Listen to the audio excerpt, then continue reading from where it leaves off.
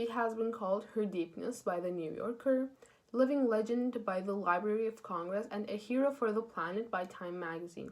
She's, of course, marine biologist Dr. Sylvia Earle. Born as Sylvia Earle, she was born on August 30th, 1935 in Gibson, New Jersey. Earle grew up in a farm near Camden, New Jersey with her parents and two siblings. Due to her father's job, they moved to Florida when she was 12, and thus her love for the oceans started picking up pace. Their house had a waterfront that allowed Sylvia to explore the seabeds in her free time.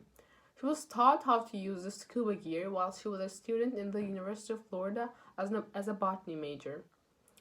After she graduated in 1955, she went on to join the master's program for botany in Duke University.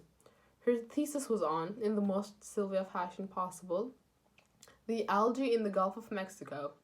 She finally got her PhD in 1966 and published her thesis titled Phaeophyta of the Eastern Gulf of Mexico. For her to make her research, she collected over 20,000 samples of algae. After she was fully done with her degree, most of her days consisted of researching and exploring the oceans, and her career was only uphill from then. In 1965, she became the resident director of Cape Hayes Marine Laboratories, which is located in Florida. Then in 1967, she became a researcher at the Farlow Herbarium of Harvard University and a research scholar at the Radcliffe Institute. And also in 1968, she discovered underwater dunes off the coast of the Bahamas. One of her greatest achievements came to be in 1970, when she was the captain of the first all-female team of aquanauts that went to live underwater for 2 weeks as a part of the Tektite 2 project. The Tektite 2 was a project designed in order to explore the marine realm.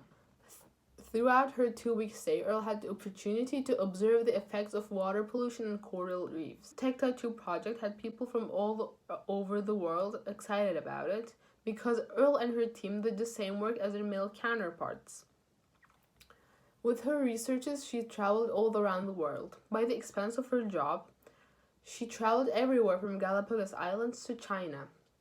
On September 19, 1979, she set the world untethered diving record, descending 381 meters beneath the surface of the Pacific Ocean. And then during the early 1980s, Earle co-founded Deep Ocean Engineering and Deep Ocean Technology with engineer Graham Hawkes to design underwater vehicles that allowed scientists to work at previously inaccessible depths. After all that, she was the chief scientist of the National Oceanographic and Atmospheric Administration through the early 90s. She was the first woman to serve in that position. Sylvia Earle talks about the ocean with much wonder and amazement, and even has called them the blue heart of our planet.